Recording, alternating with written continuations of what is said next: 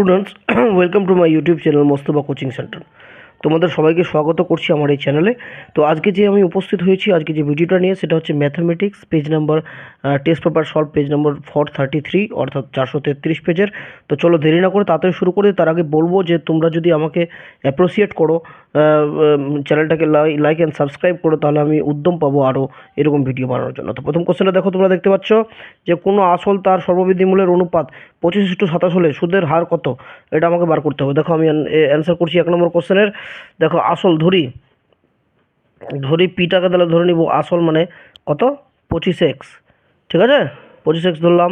তাহলে টিটা বলেছে বার্ষিক বলেছে, তাহলে বার্ষিক হলে 1 বছর নিব। ঠিক আছে, 8টা আমাকে বার করতে হবে। আর আইটা দেখো সর্ববুদ্ধিমূল কত বলেছে, 27x না? তাহলে 27 থেকে 25x মাইনাস করব, তাহলে ইকুয়াল টু কত দাঁড়াবে, 2x। ওকে, 2x টাকা। ফর্মুলা জানি কি, আমরা জানি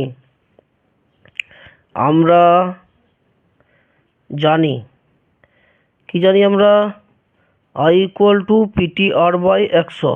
তাহলে আই এর জায়গায় লিখবো আমি 2x, পি এর জায়গায় লিখবো 25x, টি এর জায়গায় 1, আর এর জায়গায় আর বাই কত, 100। তাহলে x কাটবে, 25 4 100, বা আর ইকুয়াল টু 4 দুগুনি 8%। এটা অ্যান্সার হবে 8%, অর্থাৎ ডি নম্বরটা হবে রাইট। 1 নম্বরটার অ্যান্সার ডি নম্বর রাইট হয়ে গেল। এবার 2 নম্বর অ্যান্সারে চলে যাচ্ছি আমরা। 2 নম্বর কোশ্চেনটা দেখো তুমি, 16 এবং 25-এর মধ্য সমানুপাতি কত? যখনই মধ্য সমানুপাতি বলবে, মধ্য সমানুপাতি লিখে দুটাকে গুণ করে দেবে, ডাইরেক্ট রুট লিখে, মধ্য সমানুপাতি রুট লিখে 16 ইন্টু কত করে দেবো, 25। তাহলে 16কে ভাঙা যায় 4 ইন্টু 4, 4 4 16, 25কে ভাঙা যায় 5 5 25, 2টা 4 একটা 4, 2টা 5 একটা 5, 5 4 20। তাহলে এর অ্যান্সার হবে 20। তাহলে 20 কত নম্বর অপশানে আছে, বি নম্বর অপশানে আছে 20। দেখতে পাচ্ছ তোমরা। 3 নম্বর কোশ্চেন কি বলছে, 3 নম্বর কোশ্চেন বলছে এবিসিডি একটি বৃত্তস্থ চতুর্ভুজ, অর্থাৎ বৃত্তস্থ চতুর্ভুজ যদি এ কোণটা 80 ডিগ্রি হলে সি কোণটা কত? তো এগুলো কোশ্চেন দিলে আমি একটা ছবি দিচ্ছি তোমাদেরকে। ছবি দেখো, বৃত্তস্থ চতুর্ভুজ আমি যে কোনো মতো আঁকতে পারি।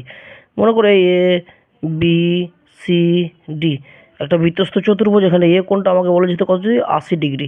তাহলে আমাকে বলছে সি কোণটার মান কত হবে। তাহলে সি কোণটা দেখো, বৃত্তস্থ চতুর্ভুজের এ কোণ যোগ সি কোণ মিলে হবে কত ডিগ্রি, 180 ডিগ্রি হবে।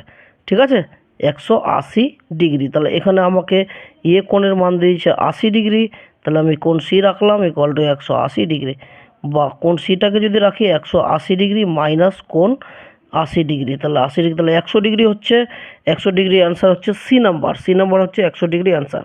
ঠিক আছে, এটা হয়ে গেল সি নাম্বার।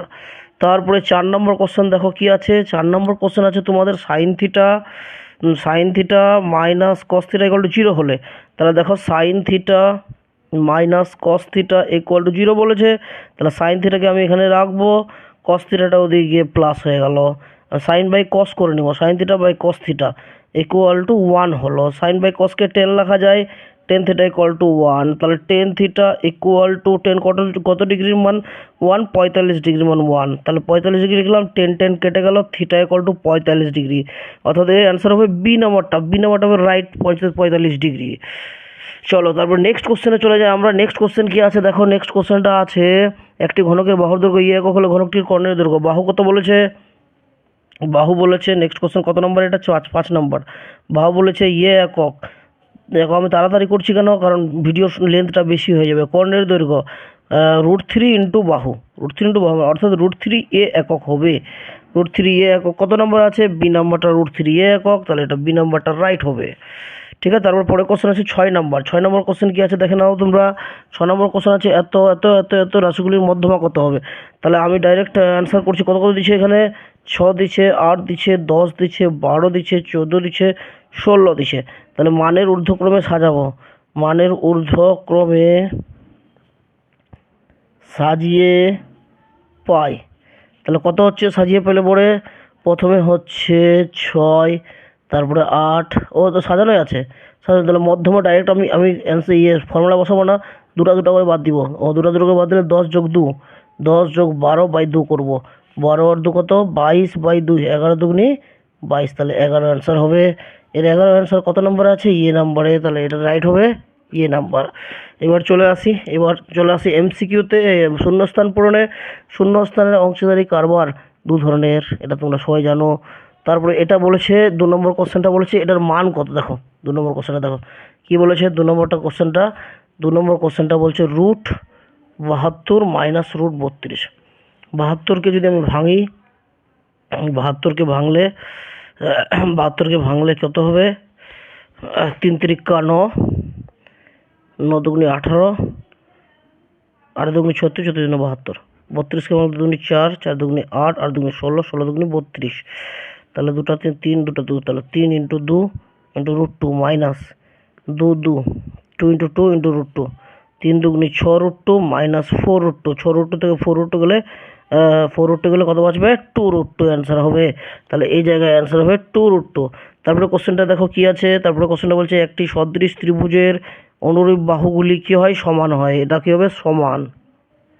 এটা কি হবে, সমান, সমান হয়। তারপর টেন 30 ডিগ্রি, টেন 60 ডিগ্রির মান কত হবে, দেখো টেন 30-এর মান হচ্ছে 1/√3, আর এর মান হচ্ছে 1/√3, এর মান হচ্ছে √3 থেকে গেলে 1 হবে, তাহলে এই জায়গাটায় 1 হবে।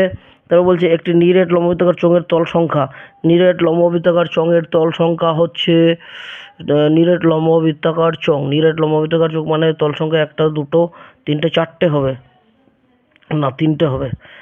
x1 x2 x3 xn গড় হলে পরে এটার অ্যান্সার হবে, x বার, xn বার। ঠিক আছে, সত্য মিথ্যা। বার্ষিক 10% চক্রবৃদ্ধি হার সুদে 100 টাকার 2 বছরের সমূল চক্রবৃদ্ধি 121 টাকা হবে। 2 বছরের সমূল চক্রবৃদ্ধি 121 টাকা 2 বছরের।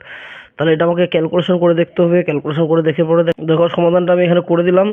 p = 100, n = 2 বছর, r = 10, তাহলে a = 100 ইন্টু এটাকে ক্যালকুলেশন করলে কত আসছে, 121 আসছে। তাহলে ঠিকই বলছে, তাহলে এটা কী হবে, সত্য, এটা সত্য হবে। তারপরে কি বলছে নেক্সট কোশ্চেন বলছে x সমানুপাতিক y হলে y সমানুপাতিক x হবে। অবশ্যই এটা সত্য হবে, কারণ x সমানুপাতিক যদি y হয় তো y সমানুপাতিক x হবে। তারপরে অর্ধবৃত্তাংশ অপেক্ষা বৃত্তাংশ কোণ স্থূলকোণ, এটা মিথ্যা, এটা মিথ্যা। তারপরে sin² 40 ডিগ্রি, sin² 50 ডিগ্রি, 90 থেকে 40, 90 মাইনাস 40 করলে পরে cos² হয়ে যাবে, হ্যাঁ এটা সত্য। তারপর নিরেট অর্ধগোলকের বক্রতল ও সমগ্রতলের ক্ষেত্রফল অনুপাত, নিরেট অর্ধগোলকের বলেছে, অর্ধগোলকের বক্রতল আর সমতলের নিরেট। দেখো অর্ধগোলকের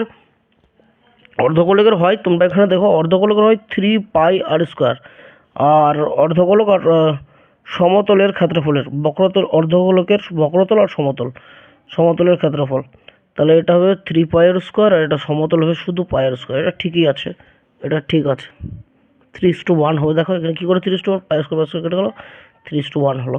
ঠিক আছে, তারপরে বলছে এর সংখ্যাগুরু মান 3 4 8 10, 8 3 8, এর সংখ্যাগুরু মান দেখো 8টা দুবার আছে, 3বার আছে, সংখ্যাগুরু মান 8 হওয়া উচিত ছিল, কিন্তু এখানে কী বলেছে 10, তাহলে এটা মিথ্যা। আশা করি ভিডিওটা তোমাদেরকে সবাইকে ভালো লেগেছে। যদি ভিডিওটা ভালো লেগে থাকে আর যদি সমাধান করে তোমরা উপকৃত হয়, তাহলে তো তোমাদেরকে কাইন্ডলি বলবো চ্যানেলটাকে সাবস্ক্রাইব করে নাও, এবং সাথে নোটিফিকেশান বেল আইকনটি প্রেস করে দাও, এবং তোমাদের বন্ধুদের কাছে শেয়ার করে দাও। ধন্যবাদ সবাইকে দেখার জন্য। আর অবশ্যই তোমরা জানাবে আমাকে এর ফিডব্যাকটা কেমন হয়েছে ভিডিওটা। তোমরা না জানালে আমি উৎসাহ পাই না, আর তোমাদের জন্য এত কষ্ট করে ভিডিও নিয়ে আসা। ধন্যবাদ সবাইকে।